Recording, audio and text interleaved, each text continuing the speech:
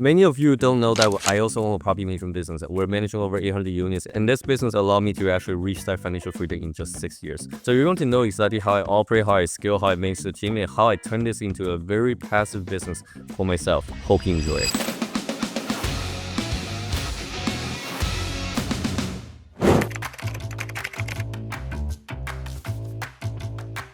Being a landlord, there's so many different responsibilities. If you think about it, there's a rent collection, there's a move in, move out, there's a placing the tenants, there's a maintenance, and all of them need to come together. That is basically a operation, and that's what landlords do on a daily basis. So how I started, why I started really figuring out the entire operation, I needed to start breaking things down a little bit, because in order for me to streamline, I cannot have one person doing too many different things. When I started looking at what's actually important, I go through a sequence. So by the time that we have the property that's ready for rent, I need a leasing team because I need to place the leasing, and that department should only be focused on that so that we can do more volume. And as soon as the tenant gets placed in, then there's going to be an accounting, rent collection, the daily communication. So we still have systems and all that stuff. So that's administration team. Once you have the administration team, then you deal with the daily stuff. Then maintenance stuff comes in. So then we basically just separate into 3 departments. So leasing, admin / legal or administration, and then the last one will be the maintenance team.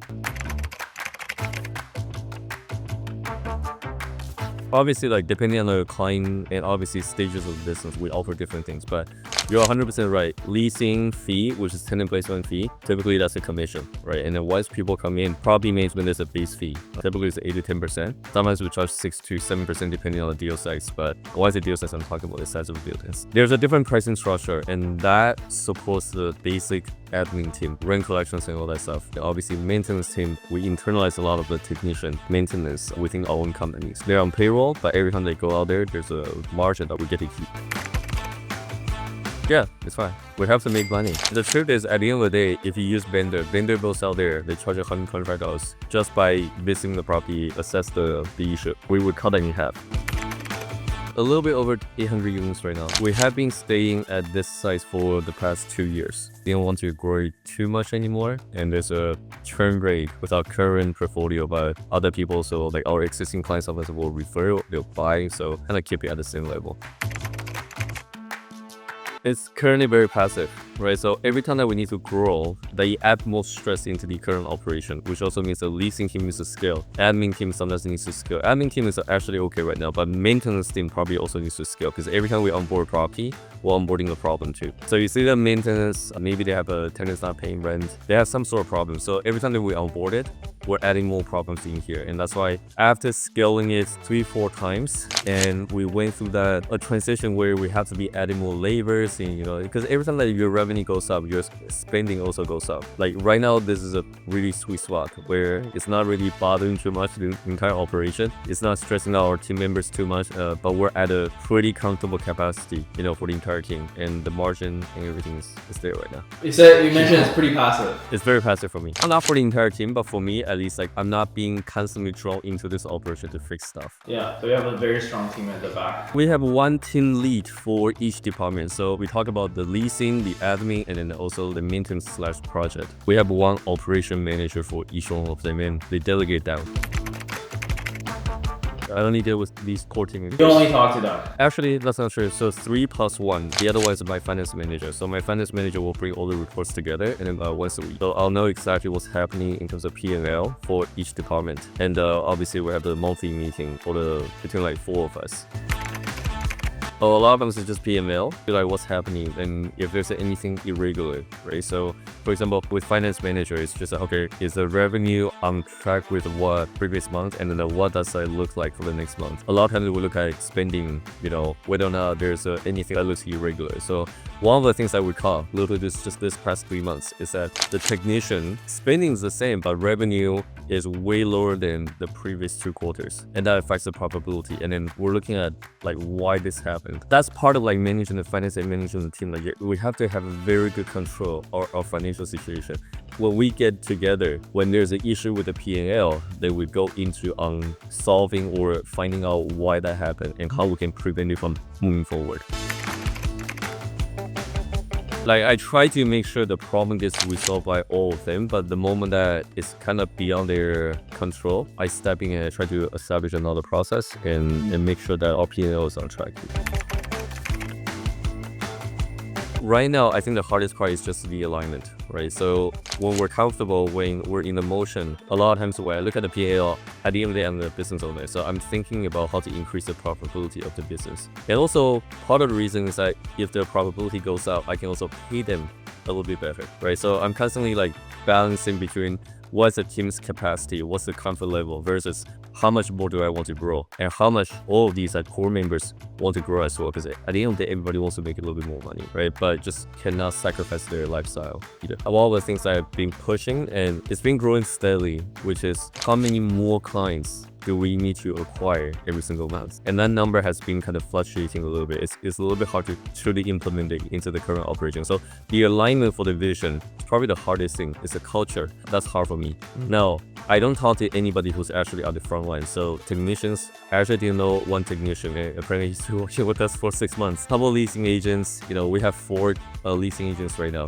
Chloe is the manager of the 4. I think I've only met her once, right? So I don't know them personally. So a lot of times, what they're doing out there, like I have no clue. I have to rely on, the reports and all that stuff. So I guess the hardest part is that you need to learn how to let go, let things go as well, right? And then you have to really make sure the culture of the core member gets delivered down so that it doesn't change or affect the quality of business. I'm just managing the direction, financing, human resource. If the direction isn't heading towards where we want to be, someone's got to be driving that vision. Someone's got to pull the operation back a little bit. What was the hardest thing when I first started? It was just a lot of people, a lot of voices, and then there's not a lot of resources, right? So initially you want to kind of get all the contracts, try to make a living, try to make sure that the operation is profitable, right? So there's a marketing, there's sales, there's operation, and in operation for property management, there's also 3 different parts, which is the leasing side of things, the admin, rent collection, legal stuff, and the last thing is maintenance. So these 3 has to scale up at the same pace in order for the PM company to continue to grow. And this is the hardest part because you're dealing with the tenants, you're dealing with landlords, you're dealing with your staff, every single people. One of the benefits of running property management is that there's no inventory. People goes out there, if you remain that person, if you deliver what you say you're going to do for the landlords, you get paid right away. So that was really good. But at the same time, it's just like scaling this damn business is extremely challenging up until we started having the right team members, right? And obviously you have to fight through a lot of different personalities, different type of team members in order for you to recognize who's actually the right fit for the business. That was pretty hard for me for the first 3-4 years. 2018, out of the 3, leasing team lead, project management or maintenance team lead, and then the admin, these 3, 2 of them stay since 2018. 2018, we got Massing and Skyler at the same time. And they actually stayed up until this point. And I see us continue to working for a very long time. Chloe, I think, joined around 2021. Chloe was so good. She came in, she almost didn't make it though. First 2 months, she couldn't close anything. And then, but her work ethic, willingness to try and adapt, really got her into the position where she could slowly take over your stuff so that you can focus on the sales. On a scale of 1 to 10, it's 10 out of 10. It's the people that will help you continue to, or help us to continue to execute the vision that we set out. There's a couple of things I look at when I'm looking for these type of people. Have you heard about GWC? No, what is that? Okay, GWC means gets, wants, and have the capacity. When we have the organization chart set out, it's about whether or not this person gets the job description. Does he or she wants this job? And does he or she have the capacity to actually fulfill this role? And any one of them, if it doesn't check out, this is not going to be a right person. Finding the right people, first of all, we need to know exactly what we need this person to do. GWC for all of them is good, but on top of that is another level to hiring the right people. Do they actually understand the vision? And how hard are they willing to work? Because sometimes they get it, they want it, they have a capacity, but they also have other priority and they don't think that important a thing in their life. So what I'm trying to do is once these people check out these boxes, I want to make sure that their personal goal can fit into this whole platform. So I'm building a platform where there's a company goal, everybody's goal needs to be able to fit into this entire engine. If I can do that, it's just a matter of time for these people to leave. On a scale of 1 to 10, 10 being finding the right people that we can collaborate and we can figure out a way to align with our vision is extremely important. Once you have that, everything becomes so much easier because you don't have to worry about anything below it. It's kind of like a belief. It's a religion. It's a religion. You're building a religion. Everyone have the same belief in the company. And that's probably the easiest way to drive a company's direction. 100%. Yeah, 100%. If people feel like there's a better opportunity or there's just something that they can have a little bit more impact tech on. They would look for that kind of a platform for them to accelerate, because everyone at the end of the day wants to grow. They don't want to feel stagnant. First of all, you don't know until you hire a bunch of them, or until you're fully heavily involved. There's two different ways to grow a business. One is bottom up, the other one is top down type of management. Bottom up means that you have to do it, build it, and once you build it, you insert a staff or a team member in there. And not hopefully that you need to be finding someone who can do a better job than you do. A lot of business owners have the ego that, hey, nobody else can do better than it. That's not true. There's always one person that can do way better than you do for that specific task, and maybe around it as well. So how I started was at bottom up. So I had to fight through a bunch of stuff simply because you don't have a lot of financial resource. Once you do the bottom up management style and then you insert these team members, or they all have the ability to start the system around the given task and grow it and scale it, right? So once they get to that point, then it becomes top down. Then they started asking, hey, can I have a certain budget to hire this person? I want to do this to improve, the systems and all that stuff. And maybe if they do a really, really good job, the next thing they're going to talk about is hey, I really wanted to get a raise or compensation to go up a little bit. The entire thing will continue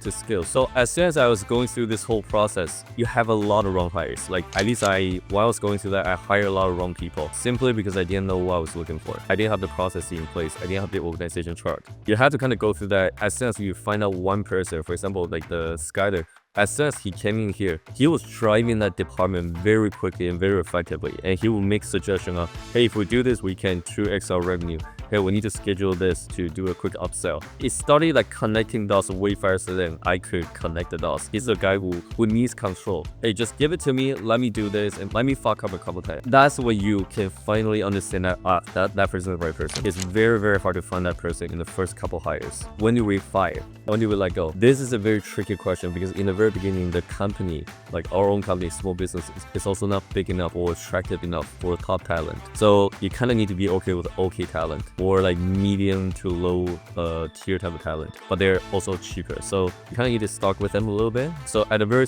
early stage, you gotta be a little bit patient. You gotta drive it up a little bit more. When you're more medium size, where you can have two hires at the same time, this is where things gets very interesting because you hire two people for one rule, at the same time. People think that is crazy, why do you want to burn out the money? But 2 weeks, you can pretty much see whether another person is a good fit or not, or which one has a higher potential, right? And when you hire two or a pair, they compete with each other. So really, it's 2 weeks, right? You come in here, you have two people who's accelerating at the same time, and typically at the end of 2 weeks, one person will fall off. They will know, he or she will know, okay, this is probably not a right thing for me. Now, I have Lego people within the first day as well. I did hire, and I just realized when I pass out the task over, they're not confident enough, they're not certain enough, and they keep bouncing the task back to me. And all of a sudden, I'm solving their problem because people are hired to be problem solvers. So if I need to pass my problem to you and then it gets bounced back to me a couple times, or if I notice that when you come back, I'm not taking the solution from your suggested proposal, then I know that this is probably not going to make it work. No, I used to think that partners are really important, and if I could figure out a way to collaborate or recruit various different type of partners, I could scale out way faster than anybody else. But that's not the right way of thinking. It simply just means that a partner, typically, if you think about sort of any younger entrepreneur, when they started, they want a partner because they don't have the financial resources to hire the right talent. So they sell the vision instead of selling the role. And they use that vision to compensate for the pay. Exactly. So if the starting point is because you don't have financial resource, then it's really hard to make the equal partner. And a lot of times people also come together because they just feel lonely. Entrepreneurship is a very lonely journey, right? Because we're just about to start a journey that's not, regular 9 to 5. People start viewing you differently. Majority of people can't think like entrepreneur. So they try to talk you down, talk you out of the ideas and all that stuff, right? So you're lonely and you look for another company or another person to keep you company. If this is how you start with the partnership, it's not gonna last too long, right? So when I look at partnership, it's really 3 things. It's either whether or not you have the money, or you have the skill, or you have the time commitment or effort. This is really important. If you want to structure a partnership, it has to completely shelter with one of these 3 things, right? So if you're the founder and you're looking for a partner and your partner brings you a lot of capital, great partnership, right? As long as you guys have the culture fit. If the person has a skill set and the vision, and then you bring the time, effort, and the money in there, that could potentially be a good partner. Most people started with nothing, with a similar skill set, similar background. So 2 people with a lot of time, not a lot of skill set, not a lot of money and then chose to be together. Yeah, and this is literally setting off in failure. Even from my own personal experience, like it is really, really hard to make something work. Yeah, because the priority changes afterwards and all that stuff. Oh, it's crazy. Depends on how you handle it. I think me and my ex-partner handled it pretty well. At least we care for each other. We try to do the right thing for each other. But imagine if we're trying to like mess around with each other and at the exit, sometimes you can bring the entire business down. I remember initially when you started this business, you had 3 partners actually. After a year or 2, it became 2. Tell me about that. Like what happened? Oh, he stole the money. What do you mean? Well, he stole 90K. It was gambling. It was literally gambling, buying lotteries and all that stuff. How did he get into the partnership initially? Still another partner. Initially, it was the 2 of us, right? There was another contact that might be looking for another opportunity. Very, very good salesman. And then we thought, okay, well, if we're unable to really increase the sales, maybe adding another person would not be a bad idea. He got introduced to us, we talked, and then he had nothing else to do. There was a lot of red flags, by the way. But we just decided to like, okay, let's give it a try. The money they started flowing in. Don't get me wrong. He's got the skill set. Oh yeah, he's got a skill set. Got a lot of experience. He knows how to talk to people, how to nurture a relationship. There's a reason why he wasn't able to, like, he didn't have anything when he first, like, starting out with us. And I think he was like 47, 48 years old. And there was a lot of red flags. I just ignored it because I was so desperate to make the business work. How old were you guys when he joined? I was 26. My brother was 3 years older than me, so 29, 30. But that was a really fun experience though.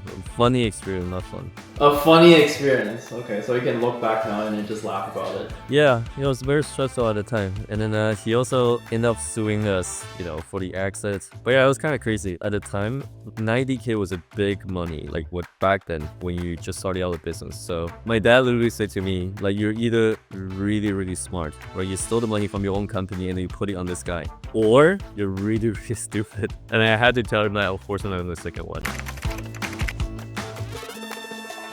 I think the biggest mistakes has always been, especially for people who are starting out as a property management, I think it's the monetization model. I don't know if that's the answer you're looking for, but when people started thinking about property management, they're thinking about recurring income, the monthly management fee.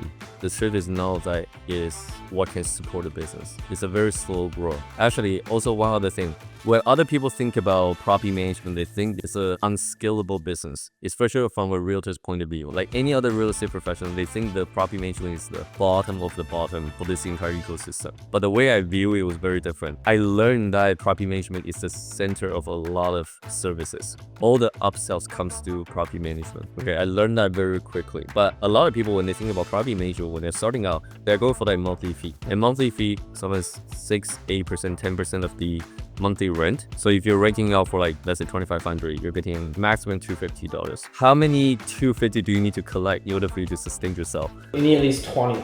Yeah, 20 just to be able to feel like, okay, you have a bit of breathing room for your own pay. And when you're starting out, you probably only have like 2-3 clients. It's actually pretty easy to get clients. So here's a trick that I did. And this is what I mean by the business model. People are using the wrong things to run this operation. You're not going for the monthly fee. You're actually going for the tenant placement, the leasing fee. Because $2,500 or in some cases $3,000 or $4,000, even if you take 75% of the 1 month rent or even 50%, give it a conservative number. Out of a $3,000, you're collecting $1,500 upfront. Once you create $1,500, now the tenants needs to move in. When the tenants needs to move in, what do you need? You need cleaning, right? So you have the upsell with the cleaning. And once you do a cleaning, you look around, you do an inspection report, you have the list of repairs that you can bring it back to the landlord and say, hey, do you want XYZ to be fixed? So we don't have to do that after tenant moves in. So there's a couple upsells already before we even hit that monthly recurring income. And then once you do all of that, seasonal stuff, if the landlord's out of town, even if it's in town, like you can always provide services, provide convenience for the landlords. All of the things that we always do is like, hey, during the winter time, guess what?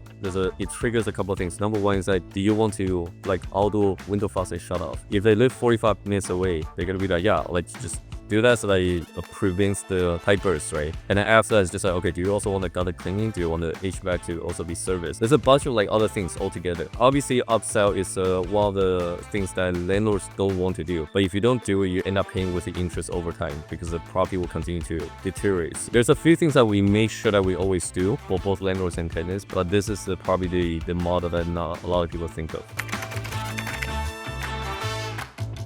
They're looking for the management fee and try to use that to They keep scaling the units for the management fee, but not for any other thing. On top of that, just so you know, when you're doing all of this, there's a landscaping that you can also find ways to incorporate. There's a snow removal if you're in a country or cities that snows a lot. Outside of that is that investors don't just buy one property. They expand their property, they sell their properties. You can scale down, you can scale up to referral for mortgages and all that stuff. Your company basically becomes a one-stop shop for all the real estate needs. Yeah, and this is literally what makes property management a boring business and recession-proof. Once you have the infrastructure set up, it doesn't matter how the market fluctuates, landlords still need that service. And so far where they're investors, they're now trying to be the operator.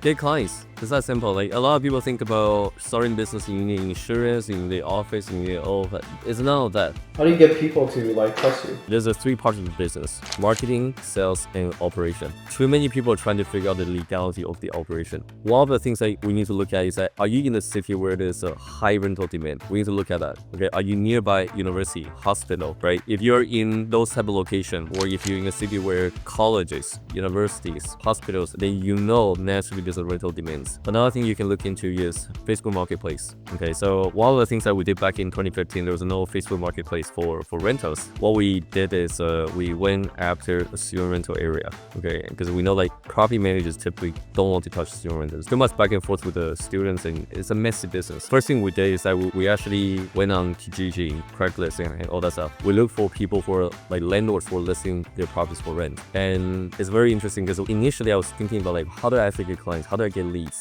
And then I started seeing those listings. I'm just like, okay, what do I need to get them to work with me? And then my wife, my girlfriend at the time, Joy, literally said to me, just like, give them tenants. That's what they want. They are bleeding. Give them tenants. I'm like, got you. Okay, so forget about any marketing, any pitch or whatever. Like, I see your listing. Is your property still available? Yes. Okay, can we actually go take a look at it, let's say in 2 hours?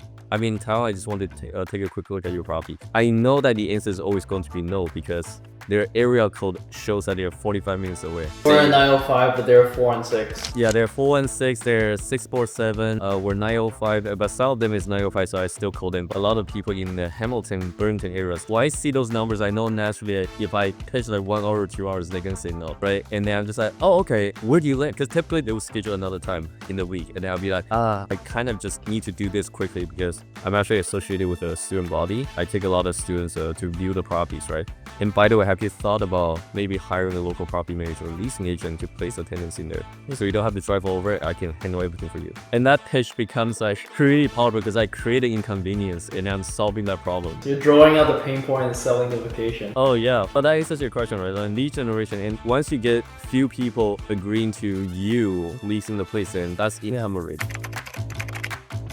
One of the other things that I also want to mention is that whenever you're picking on a property or getting landlords to be willing to pay for your service, you also get to collect the property reserve. Property reserve can be anywhere between 500 to 1,000, right? So that you're not fronting the maintenance costs. So imagine if I have 5 people say like, yeah, paying, are you able to manage my property? I'll be like, yeah, I'll have the initial setup fee plus the maintenance reserve. So that is already 1,000 per property, sometimes more depending on what type of buildings we're collecting. 1,000 times 5 is already 5,000. That puts me into a positive cash flow position. And then whatever upsell I can do, like I just take that reserve, bring it into my operating income or operating capital.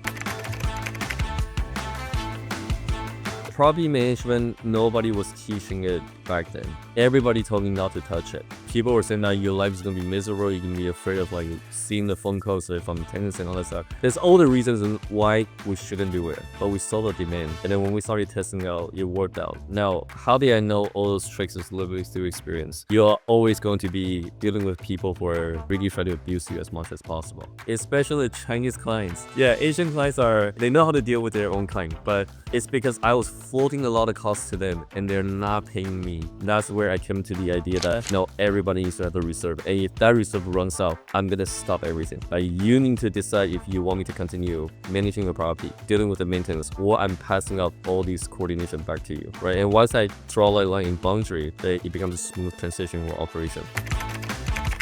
It's so slow. It's so slow. If you want to scale up the number of units, every time that you onboard clients is a problem. The problem will slow down the operation. I always have trouble turning on that machine into scaling into, let's say, 10 more buildings, it's gonna crush the business right away. I try to do that, and I try to add more team members and scale the numbers. But then you get the training that you need to work out. You need to deal with a new client relation, and every single one of them has either maintenance problems or tenant problem. So it's always slow. Now it's building a really good foundation, so the recurring incomes and all that stuff is amazing. But yeah, that was the hardest part. I always find that our business is not growing as fast as it should. If I just focus on being an investor, maybe I make more. And back then it was true until the market started going through a bit of correction, and then I appreciate the PM business. The hardest part is just like recognizing this business model doesn't scale up that quickly, and you don't have that explosive growth in this business, but it's very stable, and it helps you connect with so many different interesting people. For example, the surgeon that we're working with, like there's no way for us to connect with him except like this business, right? Do this business. Yeah, doing this business. No, yeah, for sure. We thought about all of that actually. But the question here at the end of the day is like, what's the end goal? Like, are we trying to dominate the entire market for property management space? At the end of the day, it's not something that I enjoy doing that much. I enjoy building the business, but I don't enjoy managing other people's properties. So at the end of the day, investors want to keep their spending low. Tenants want to have a premium living, regardless of how much they pay, right? Even if they go for the lowest affordable rental, they go in there still with a very different expectation. At the end of the day, it's still too many like people relation that we need to manage. So I never wanted to kind of get into bigger market share. To answer your question, getting into condo, it requires condo license. I thought about getting it, but it's just time commitment into this direction. Number two is that I'm very clear with what our team is good at. Student rentals currently is roughly a little bit over 40%. A lot of single families is good for the business, as in we're also real estate team. We can transact. These smaller residential are very like frequently transacted, which means that we get an additional revenue for the sales team. With a bigger building, we probably don't get that. Student rentals, there's a lot of tenant placement. Tenants like moving in and out every single year, you know, so we place one tenant to the next building, right? And then now it's vacant, get another tenant placement. Okay, so our model is very clear with how we want to upsell, what is the best way for our team to operate. That's why we never grow into those directions. And by the way, this is what I'm talking about in terms of the vision of the business, because sometimes our team member want to grab more buildings, right, through various different connections, and they end up managing, let's say, rooming house, end up looking to condos and all that stuff. But then the moment that this is not aligned with what we're trying to do, I need to like pull them back a little bit and get people realigned. I like to think that you're doing the dirty work that nobody wanted to do, and it's boring, it's annoying to deal with, but once it's built up, it's very stable. Here's the way I view dirty work, right? This is a very quiet way to make money. Dirty work at some point, when you start having a couple of different layers, it's not dirty anymore. It becomes administration, it becomes a leadership management. At the end of the day, it's marketing, sales, and operation. Once you're out of that operation, you can scale this business in any way. But yeah, property management business like really allow me to be out of the operation and only focus on the operation, and then I can work on other business that has synergy with the PM. Yeah, it's actually very essential in the real estate business world, because if you look at a bigger construction company like Tridel, they have their own property management company. Well, as I said, they're doing it for a couple of reasons. One is internalize the service, streamline the process, but also, and I know for the fact that this is why they're internalizing the property management, you get to collect the last month's rent, you get to collect the deposit. Once you collect the deposit, it goes into your trust account, then your reserve goes up a lot higher. So if you have like 1,000 units, everybody has a last month's rent in your reserve. Worst part is just like making a bit of interest out of it. Yeah, you're the bank right now. But you're a banker right now, yeah. So this is another thing that people don't realize, how much leverage a PM company has. Having the last month rent as reserve. Last month's rent, landlord's property reserve. Once you combine these two, your reserve is pretty high. Yeah, that's basically everything you need to know about the property management operation business. If you want to study out a PM company, or if you're a small landlord that want to kind of add additional revenue into your operation, PM for your neighbors, your like surrounding investors probably is a very good.